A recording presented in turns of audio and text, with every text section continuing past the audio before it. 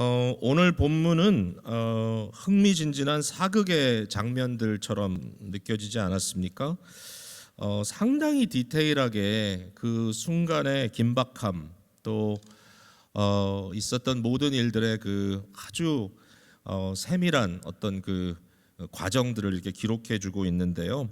뭐 우리가 알거니와 역대상화 같은 이런 일종의 역사 기술은 있었던 일들을 다 기록하는 것이 아니라 선별적으로 기록할 수밖에 없기 때문에 이제 이렇게 기록을 해줬다는 말은 여기에 굉장한 어떤 의미를 두고 있다라고 하는 것일 거예요. 그러니까 오늘 그런 얘기를 좀 여러분과 함께 나눴으면 좋겠습니다. 지난주에 말씀 묵상하시면서 이 앞에 있는 내용들을 많이 여러분들이 파악을 하셨겠지만 그래도 조금 한 번 더 짚어보자면 여러분 북왕국 이스라엘의 왕들은 대체적으로 다 악한 왕들이었어요. 결국은 그래서 나라가 일찍 망하게 되는데 그 이스라엘 왕들 중에서도 잊을 수 없는 왕이 누구냐 하면 바로 아합 왕입니다. 아합 왕이 시돈 여인 이세벨이라고 하는 왕비를 이제 맞이해서 이 아합과 이세벨은 정말 성경에 등장하는 그 부부 카풀 중에 가장 정말 악역을 하는 이런 악한 사람들로 이렇게 기록이 돼 있습니다. 이 시대에 우리가 아는 대로 놀라운 참 하나님의 역사도 일어났어요. 엘리야 선지자를 기억하시죠? 엘리야가 바로 아합 왕 시절에 활동했던 선지자인데 이 아합과 이세벨이 이 토속 종교를 이렇게 어마어마하게 키웠죠. 바알과 아세라를 섬기는 그 우상 숭배를요. 그래서 그때 갈멜산에서 이 엘리야의 일전 여러분 기억하실 겁니다. 엘리야가 하나님께 기도했을 때 하늘로부터 불이 떨어져서 결국은 백성들의 마음을 움직였던 그 사건, 바로 그때가 바로 아합과 이세벨 시대의 일입니다. 남왕국 유다에 과연 이런 아합과 이세벨의 영향이 미쳤느냐라고 했을 때 참 놀랍게도 저들의 영향을 웰컴했던 사람이 있다면 그 사람은 지난 주일날 저희가 다뤘던 참 경건한 왕으로 우리가 알게 됐던 여호사밧 왕이었어요. 굉장한 아이러니죠. 여호사밧이 아합 왕과 사돈 관계를 맺었습니다. 그래서 맏아들 여호람의 짝을 지어줬습니다. 아달랴라고 하는 여인이 바로 아합과 이세벨의 딸이었던 거죠. 이게 그냥 단순히 어떤 그 정치적인 어떤 일종의 그런 약속이었나, 서로의 어떤 보호를 위해서 한 거냐 했을 때 여호사밧 왕이 아합과 함께 아람 군대를 맞아서 동맹군을 이루고 싸움까지 한 거를 보면 이건 단순히 그냥 정치적인 그런 정략 정도는 아니었던 것 같아요. 그러니까 이게 참 이해되지 않는 부분이지만 성경도 계속 그걸 지적하고 있어요. 단 여호사밧은 참 하나님을 경외하는 마음이 돈독했고 특별히 남왕국 유다를 율법 중심으로 지켜나가려고 애를 썼다는 거 지난주에 보지 않았습니까? 그래서 어느 정도 이제 남왕국은 이러한 악한 이 북왕국의 영향에서부터 지켜지기는 했는데 참 중요한 건 이겁니다. 한 세대 만에 문제가 터진다는 겁니다. 뽀록이 납니다.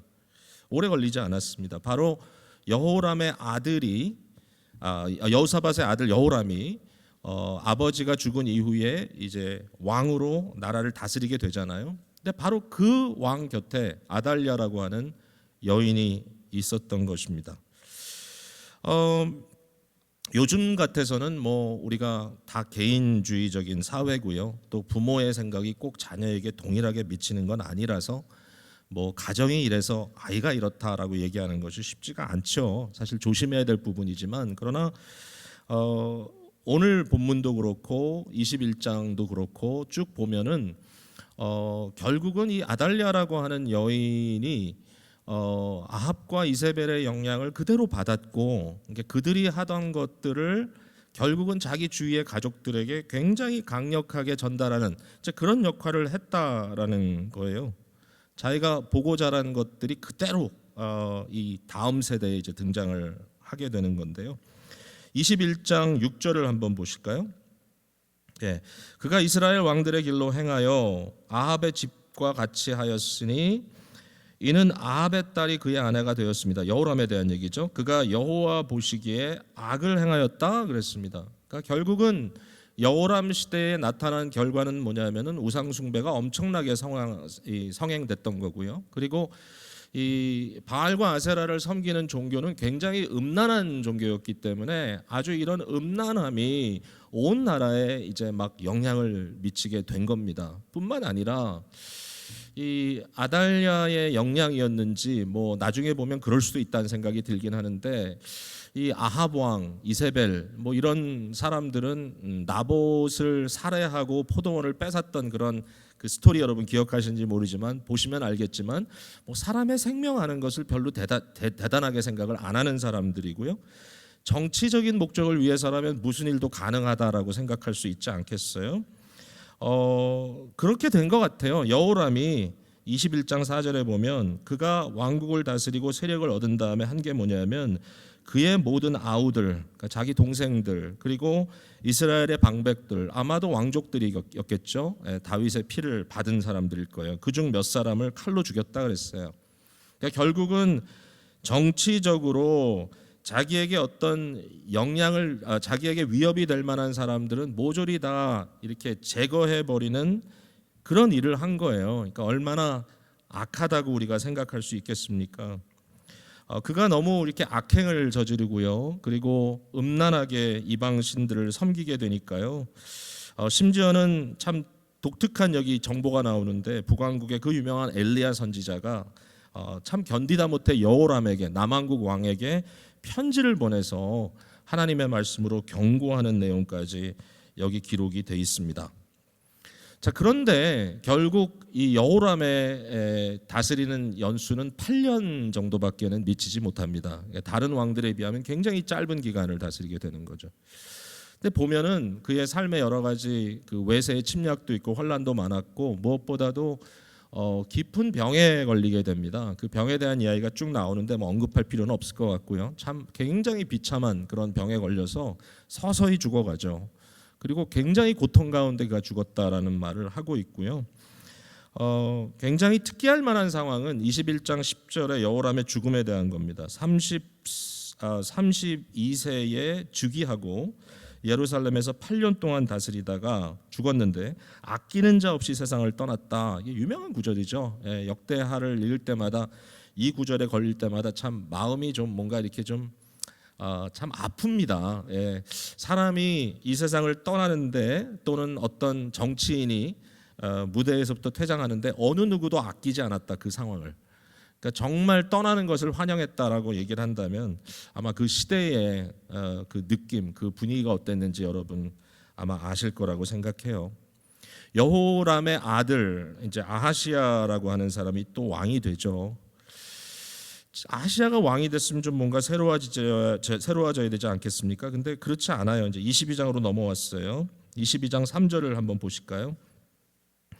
아하시야도 아합의 집 길로 행하였으니 이는 그의 어머니가 꾀어 악을 행하게 하였음이라. 똑같죠. 바로 아달랴라고 하는 그 여인입니다. 여호람 왕 자기 남편에게 악한 영향을 미쳐서 나라가 이렇게 어려운 상황에 빠지고 남편도 이렇게 비참하게 죽게 됐는데 이제 그 영향이 그대로 이제는 아들에게 전달이 되는 거예요.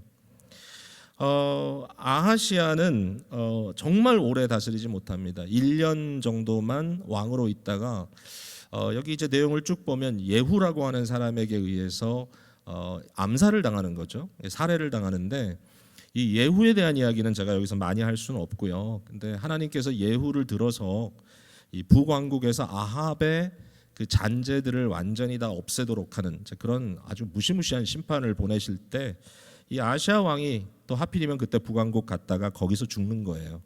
그래가지고 여호람은 8년 다스리고 아하시야는 1년 다스리고 죽었습니다. 자, 이렇게 해서 9년이 지났는데 그 다음은 어떻게 됐을까요? 아하시야가 죽자 아달랴는요 유다의 왕족을 완전히 다 멸하기로 작정합니다.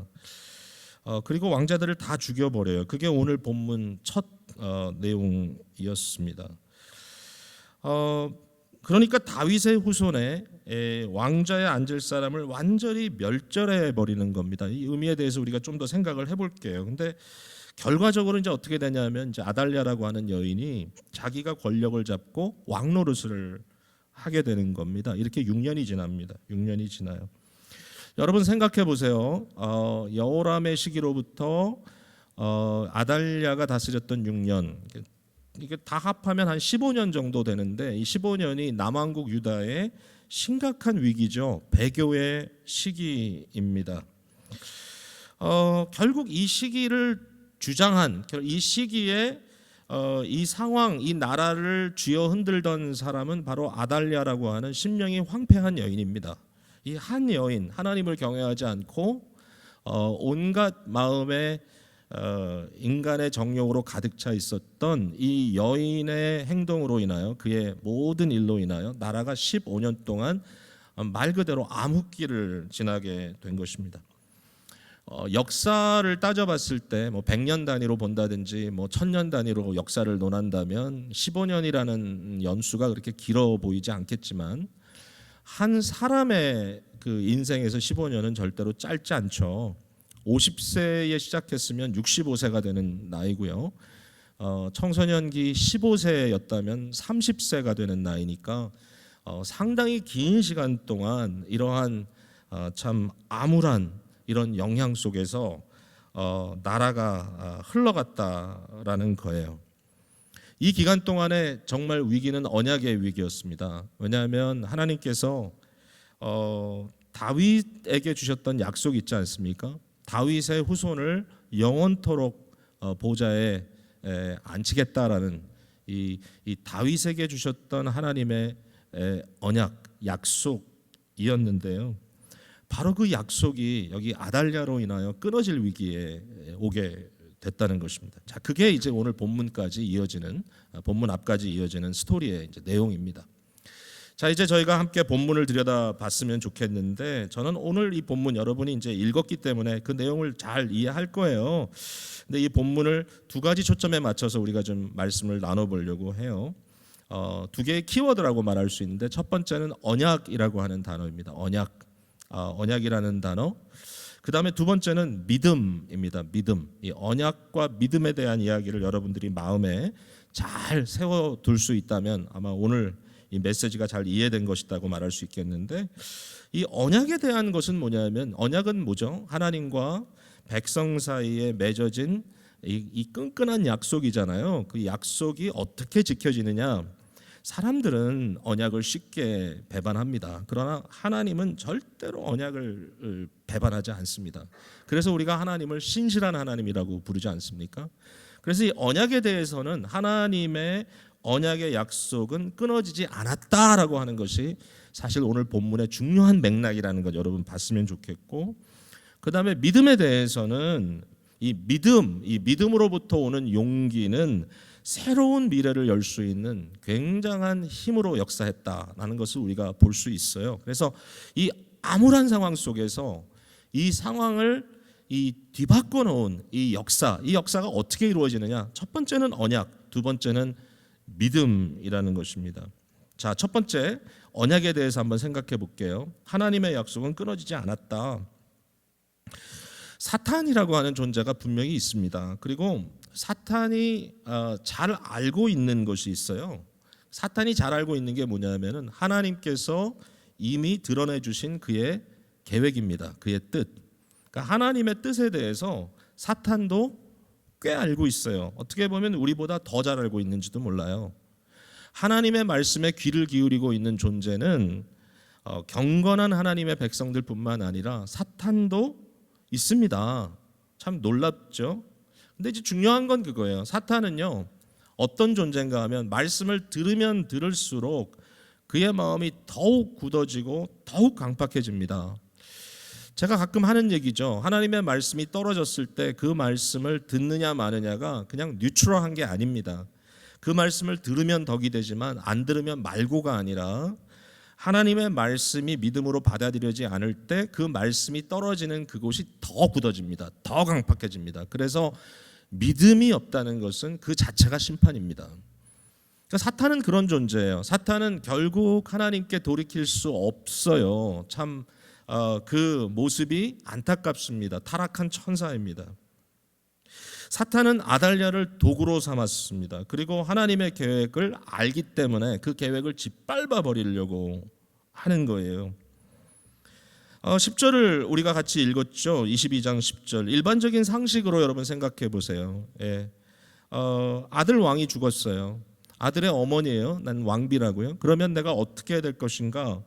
그 아들을 대신한 아주 좀 괜찮은 손자를 세워서 나라를 좀 잘 세워야 되겠다 하는 생각만큼은 할 수 있을 거예요. 그만한 영향력도 가질 수 있고요. 그런데 아달랴는 어떻게 하냐면요, 다 죽여버려요. 씨를 말려버려요. 자기 손주들 아닙니까? 다 죽여버려요. 근데 이것을 보았을 때 이것이 그 사람의 어떤 권력 욕망인가, 이게 자기가 권력을 쥐기 위해서 이렇게 하는가, 가끔 사극 같은 거 보면 그런 경우도 느껴지긴 합니다만은, 보여지기도 합니다만은, 그런데 사실 그것을 내용을 들여다보면 결국 역대기의 맥락에서 보면 이것은 단순히 아달랴가 정치하겠다는 것 정도가 아니고요, 하나님께서 약속하신 다윗 왕조를 통한 그의 견고한 언약의 그 약속, 그 말씀에 도전하겠다는 생각인 거예요. 하나님의 말씀이 어떻다고 내가 그거 그냥 한순간에 없애줄게 라고 얘기를 하는 겁니다. 이게 뭡니까? 사탄이 주는 생각입니다. 사탄이 주는 생각입니다. 예수님께서 제자들에 대해서 사탄을 언급하신 적이 있죠. 예를 들면 가룟 유다를 복음서에 보면 사탄이라고 이렇게 이야기하는 경우도 있어요. 근데 우리가 또 기억하는 것은 베드로에 대한 거죠. 수제자니까 참 훌륭한 제자인데 베드로가 어떤 말을 했을 때 예수님께서 사탄아 물러가라 단호하게 말씀하셨는데, 그때 베드로에게 하셨던 말씀은 이겁니다. 네가 하나님의 일을 생각하지 않고 사람의 일을 생각한다. 사탄의 역사는 그런 겁니다. 하나님의 일을 생각지 않고 사람의 욕망, 사람의 정욕대로, 이 죄성대로 행하도록 하는 것이고요. 그것을 통해서 결국은 하나님의 역사를 막으려고 하는 거죠. 예수 그리스도의 십자가의 길을 막으려고 하는 것, 결국 하나님의 뜻을 저지해 보려고 하는 이런 것이 사탄의 역사니까요. 저희들이 굉장히 신중하게 생각해야 될 때가 있을 겁니다. 예수님께서 베들레헴에서 태어나셨죠. 여러분 다 아시죠? 베들레헴은 다윗의 도성이죠. 예수님은 약속대로 다윗의 아들로 베들레헴에서 태어나셨는데, 예수님의 탄생을 축하하기 위해서 동방에서 박사들이 왔죠. 그때 헤롯 왕에게 갔습니다. 헤롯 왕은 당시에 유다를 다스리던 소위 말하는 분봉왕이었어요. 헤롯은 정치적으로 뿐만 아니라 종교적으로도 상당히 뭔가 좀 기세를 잡으려고 했던 그런 왕이에요. 성전을 어마어마하게 짓기도 하고요. 그런데 이 헤롯이 유다의 왕으로 태어났다라고 하는 이 메시아에 대한 이야기를 듣고 어떻게 하는지 여러분 기억하십니까? 첫 번째로 그가 한 것이 뭐냐면요, 자기 주위에 있던 성경학자를 데려다가 성경 연구를 시킨 거예요. 성경 말씀을 팠다고요. 그래가지고 과연 메시아가 어디서 태어나느냐? 여러분, 정상적인 사람이라면 메시아가 태어났다면, 그 메시아가 하나님의 말씀의 예언대로 왔다면 어떻게 해야 되겠습니까만은, 하나님의 말씀을 깊이 파고 공부한 그 결과를 가지고 어떻게 하죠? 결국은 베들레헴 지경에 2살 미만의 사내들을, 2살 아래 사내들을 다 죽여버립니다. 여러분, 이거 참 상상하기 어렵죠. 도대체 이 사람은 어떤 사람인가? 다른 거 아닙니다. 사탄의 역사입니다. 하나님의 뜻을 모르는 것이 아니고요, 하나님의 뜻을 알지요. 그러나 그 뜻을 막아서려고 하는 겁니다. 이게 사탄의 역사입니다. 사탄은 끊임없이 이런 방식으로 역사하고 있다라고 생각이 됩니다. 그런데 이런 언약의 위기가 왔을 때 이 상황을 지켜내시는 분은 하나님이십니다. 요셉에게 꿈에 나타나서 예수님을 애굽으로 도피하게 했던 것도 하나님께서 하신 일이고요, 동방 박사들에게 꿈에 나타나서 저들을 딴 길로 가게 한 것도 하나님의 하시는 일이었습니다. 이처럼 15년간의 위기가 닥쳤을 때도 이 유다의 이 역사 속에 가장 어두운 시간에 언약의 씨를 보전하신 분도 하나님이십니다. 여러분 21장 7절 말씀을 우리가 한번 보겠습니다. 21장 7절 같이 한번 읽을게요. 시작. 여호와께서 다윗의 집을 멸하기를 즐겨하지 아니하셨음은 이전에 다윗과 더불어 언약을 세우시고 또 다윗과 그의 자손에게 항상 등불을 주시겠다 말씀하셨음이더라. 여러분 이건 여호람 왕이 이처럼 잘못 갈 때도 결국 끊지 않았다. 거기서 그냥 대를 끊어버리지 않았다라는 이제 말씀을 하시는 건데요. 여호와께서 다윗에게 주셨던 그 약속을 지켜내셨다. 이게 역대기의 메시지입니다. 그리고 나아가서는 구약 전체 메시지고요. 그러니까 하나님께서 약속하신 것은 하나님께서 지켜내신다.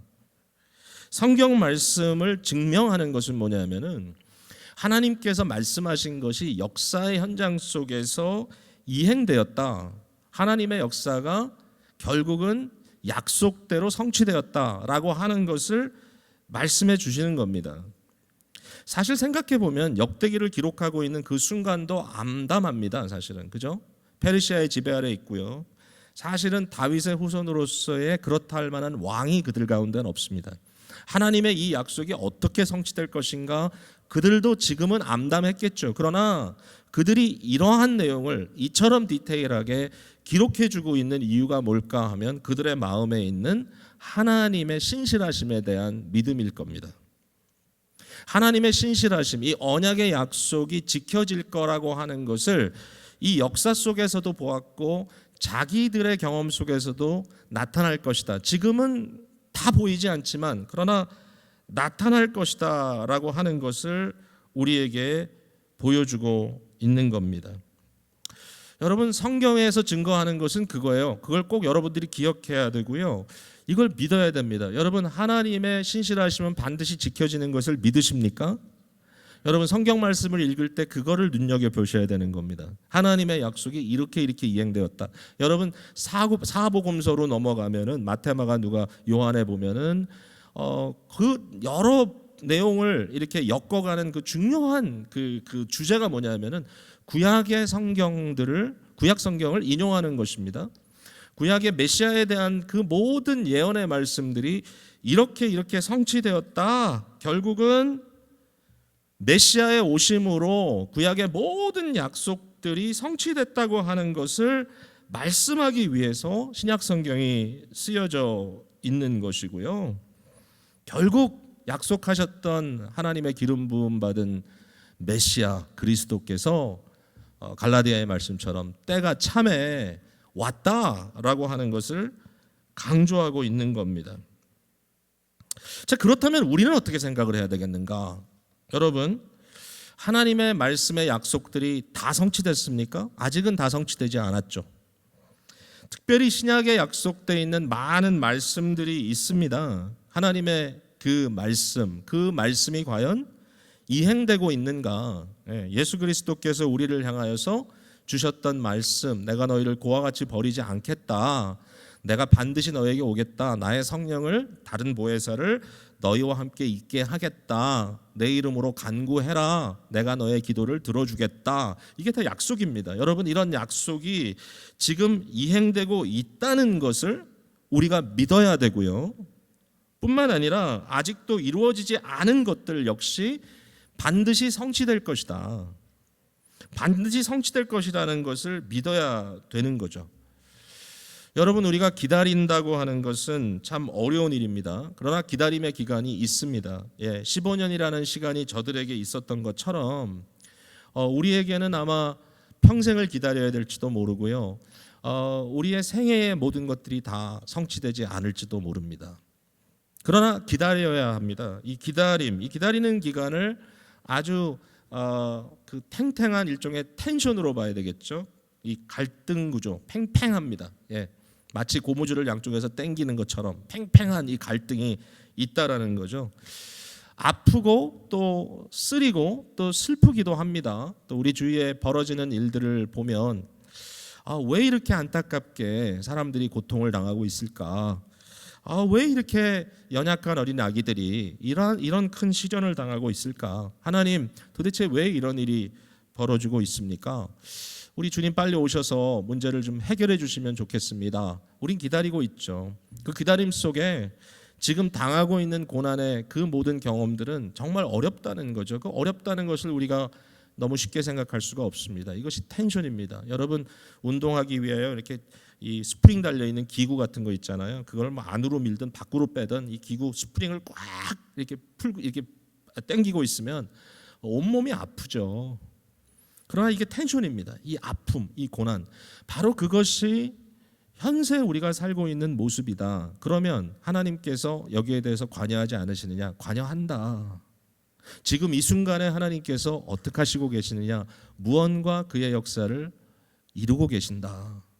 이게 굉장히 중요한 포인트인 것 같습니다. 자, 여기에 대해서 베드로 사도가 한 말을 좀 여러분과 한번 나눠볼게요. 여러분 잘 들어보세요. 베드로후서 3장에 나와 있는 얘기입니다.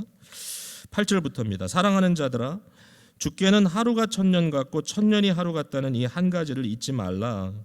주의 약속은 어떤 이들이 더디다고 생각하는 것 같이 더딘 것이 아니라 오직 주께서는 너희를 대하여 오래 참으사 아무도 멸망하지 아니하고 다 회개하기에 이르기를 원하시느니라 그랬습니다. 여러분, 이게 무슨 말씀입니까? 첫 번째는 하나님의 시간의 개념과 우리의 시간의 개념 물론 좀 다르다. 하루가 천년 같고 천년이 하루 같으니까 너무 조급하지 말아라. 이제 이런 말씀도 있지만 이제 또 하나 중요한 말씀은 뭐냐면은 이처럼 우리가 하나님의 약속이 더디게 이루어진다라고 생각하는 그 순간에, 즉 텐션을 강하게 주고 있는 이 순간에 아무 일도 벌어지고 있지 않는 것이 아니라 하나님의 긍휼과 자비가 역사하고 있다라는 거예요. 물론 당사자인 우리를 빚어내시는 하늘의 하나님의 영원한 영광을 위하여 준비하시는 것도 있지만 또 뭐가 있냐면요, 아직 구원에 들어오지 않은 자들을 위해서 하나님께서 참고 기다리신단 말이에요. 여러분, 굉장히 중요한 포인트인 것 같습니다. 여러분, 가끔 우리가 밥을 해놓고요, 나도 좀 배가 너무너무 고픈데 그래도 같이 먹을 사람들이 있어가지고 그 사람들이 오기까지 기다리는 경우 있지 않습니까? 여러분, 기다려줘야 합니다. 왜냐하면 같이 먹어야 되니까. 근데 기다리는 그 순간에 참 괴롭습니다. 먹을 음식이 더 맛있어 보일수록 더 괴롭습니다. 근데 마치 그와 같은 것 같아요. 저희들은요, 정말 여러분 어떤지 모르지만 주님이 오셔서 이 세상을 온전히 회복하시고요, 정말 하나님의 이 온전한 공의롭고 이 긍휼하신 다스림이 이 세상에 온전히 이루어지기를 전 너무 사모합니다.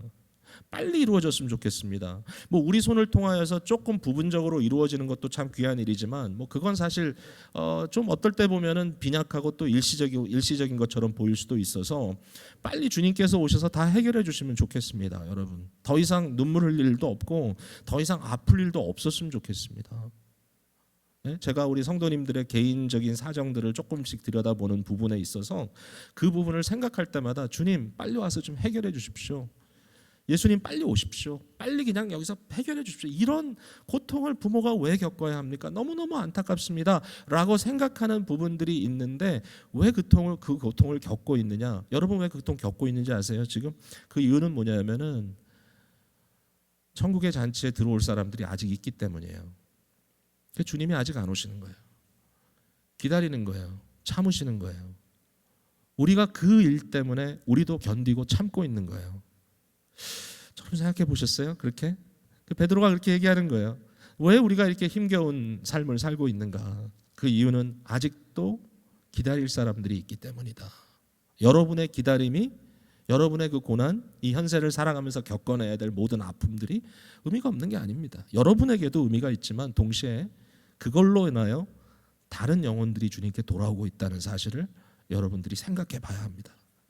참 귀한 일이죠. 물론 어려운 일이지만 시간이 걸린다고 해도 반드시 이루어진다. 자, 그러면 우리는 기다림 속에 무엇을 해야 되느냐, 이게 굉장히 중요하겠죠. 그게 이제 두 번째 포인트입니다. 믿음입니다. 믿음의 용기가 새로운 미래를 열었다는 것이 오늘 본문의 내용이잖아요. 자, 오늘 본문에 보면은 이런 정말 암담한 상황 속에서 새로운 미래를 믿음으로 기획했던 사람들이 나와요. 이 사람들이 뭘 믿었냐? 이 사람이 믿었던 것은 바로 다윗에게 주셨던 하나님의 약속을 믿었던 겁니다. 반드시 이루어져야만 한다. 그것을 믿었던 사람들의 이름들이 등장을 하고 있죠. 예, 여호사보앗이라고 하는 이 여성의 이름이 22장 11절부터 등장을 하는데요. 이 여성과 그의 남편 여호야다, 유명한 제사장이죠. 제사장이 등장을 합니다. 이 여호사보앗이라고 하는 여인이 이 아달랴가 나라를 다스린 6년 동안에 한 아기를 이제 보호하죠. 그 아시아의 아들들이 다 죽은 줄 알았는데 이제 요시아라고 하는 한 갓난 아기를 이 고모죠, 고모가 결국은 테이크케어를 한 거예요. 그리고 그 남편이 이제 제사장이기 때문에 이 요시야를 6년 동안 성전 안에 숨겨서 키워내게 됩니다. 여기 한 가지 특이할 만한 사실은 뭐냐면 이 여호사보앗이라고 하는 여인이 누구냐는 거죠. 예, 지금 잠깐 언급했습니다만은 이분의 족보는 좀 어둡습니다. 물론 이제 할아버지 때까지 올라가면 여호사밧 왕이 있어요. 그러나 여호사보앗의 아버지는 여호람이고요. 바로 아무도 아끼지 않았던 그 왕. 그리고 그의 어머니는 아달랴입니다. 예, 이 악한 아달랴 왕비입니다. 딸이거든요. 자, 과연 어떻게 이 여인이 이 상황에서 이 위기에 하나님의 구원 역사의 도구로 사용받을 수 있었는가라고 한다면 거기에 대해서 저는 다른 답은 하나도 없습니다. 뭐가 좀 달랐을까? 다른 거 없어요. 뭐냐면 놀랍게도 하나님께서 믿음의 선물을 그에게 주셨다는 겁니다. 믿음은 선물입니다. 그 믿음을 가질 수 있는 것은 분명 하나님의 놀라운 은총입니다. 그죠?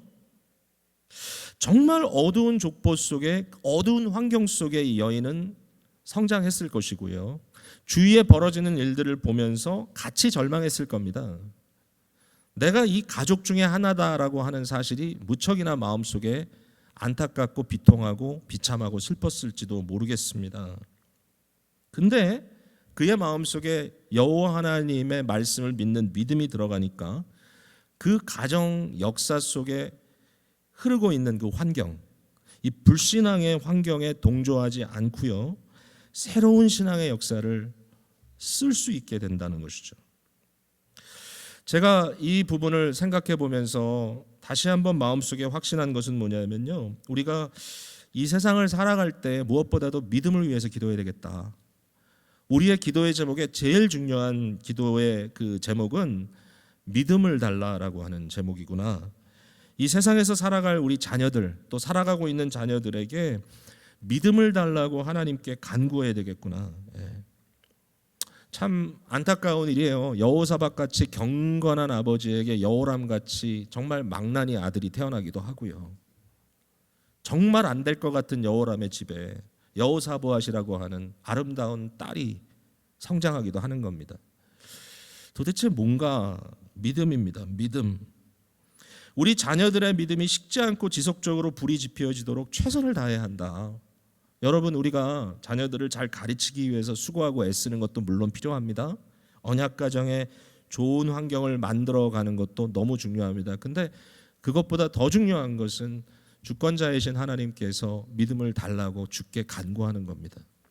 주여, 저와 우리 가정에 우리 교회에 은혜를 주시사 믿음의 불이 꺼지지 않도록, 우리 안에 믿음의 불이 계속 지펴지도록 역사해 주시기를 바랍니다. 끊임없이 기도해야 합니다. 여러분, 자녀들에게 어떤 것을 바라시는지요? 확신이 섭니다. 믿음이 없는 세상의 성공은 반드시 교만을 만들어냅니다.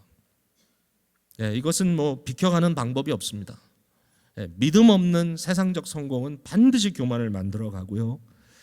그 성공의 시간은 반드시 지나갑니다. 예, 절대로 지속되지 않습니다. 이런저런 여러 가지 일로 인하여 슬그머니 사라집니다. 그러면 결국 교만 일색으로 가던 사람들이 겪게 될 결과는 절망과 회의입니다. 인생에 대한 깊은 회의감과 절망, 어느 순간이든지 언제든지 모릅니다만은 그 순간이 오죠. 모든 인간에게 찾아옵니다. 예. 그러니까 믿음이 없는 세상적 성공은 반드시 교만을 만들어내고 그 교만에 입각한 삶은 반드시 절망과 회의로 빠진다는 거죠. 다른 방법이 없습니다. 우리 사랑하는 자녀들이 세상적으로 성공하는 것을 기뻐하는 것으로 우리가 위안을 받아서는 안 되고요. 믿음은 없지만, 신앙은 없지만 세상적으로 잘 나가고 있으니 감사하다. 여러분, 그 순간에 우리는 엎드려져 기도해야 될 것 같아요. 정말로. 잘 되면 더 잘 될수록, 그들의 앞길이 활짝 열리는 것 같으면 더 그 순간에 더 주여 믿음 주십시오. 믿음 주십시오. 여러분, 믿음이 있으면요, 어떤 도전과 역경 속에서도요, 결국 하나님의 자녀답게 맑고 깨끗하고 당당하게 살아갈 수 있으리라고 믿습니다. 오직 은혜를 알기 때문에, 믿음은 은혜를 아는 겁니다. 은혜로 돌보아 주시는 것을 알기 때문에 하나님 앞에 겸손하게 서서 지속적으로 주의 은혜를 사모할 뿐만 아니라 내게 능력 주시는 자 안에서 내가 모든 것을 할 수 있다라고 하는 자족의 은혜를 경험하기 때문에 어떠한 상황 속에서도 하나님 안에서 행복을 느낄 수 있는 정말 건강한 사람들로 만들어진다는 것입니다. 믿음이 없이는 안 됩니다. 믿음이 없이는 안 됩니다. 그래서 정말 믿음 달라고 기도해야 되겠고요. 믿음이 가져다주는 결과에 대해서 우리는 눈여겨봐야 합니다. 제7년에 여호야다가 용기를 내어서 다윗의 언약을 새롭게 하는 혁명을 일으키게 되죠. 여호야다가 도모하는 일들을 23장에 쭉 읽어보면요, 언약이라는 말이 자주 등장합니다.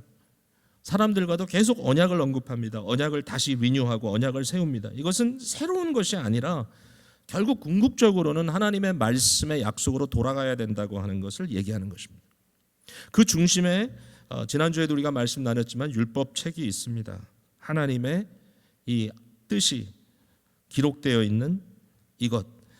23장 11절에 보면 무리가 왕자를 인도해내어 멸관을 씌우며 율법책을 주고 세워 왕으로 삼을세 그랬습니다. 정말 어린 왕입니다. 이 어린 왕의 나이는 7세입니다. 7세에 뭘 알겠어요?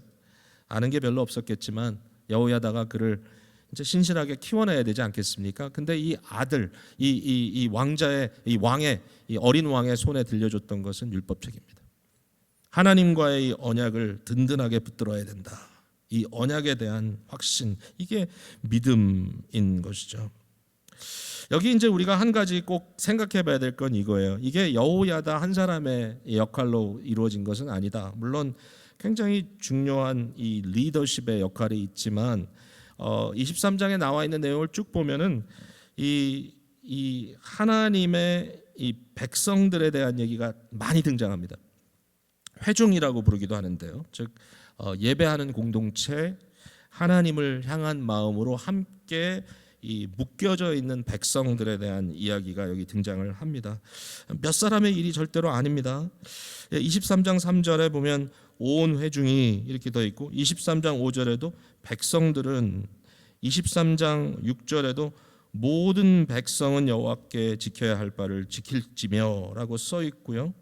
23장 10절에 백성들에게 각각 손에 무기를 잡을 수 있도록 줬다라는 말이 나오고 23장 12절에 백성들이 뛰며 왕을 찬송하는 소리가 있었다라고 말하고 있고 23장 13절에 그 땅의 모든 백성들이 즐거워하며 23장 17절에 온 국민이 23장 21절에 그 땅의 모든 백성이 즐거워하고 성중이 평온하였다 이렇게 기록이 되어 있습니다.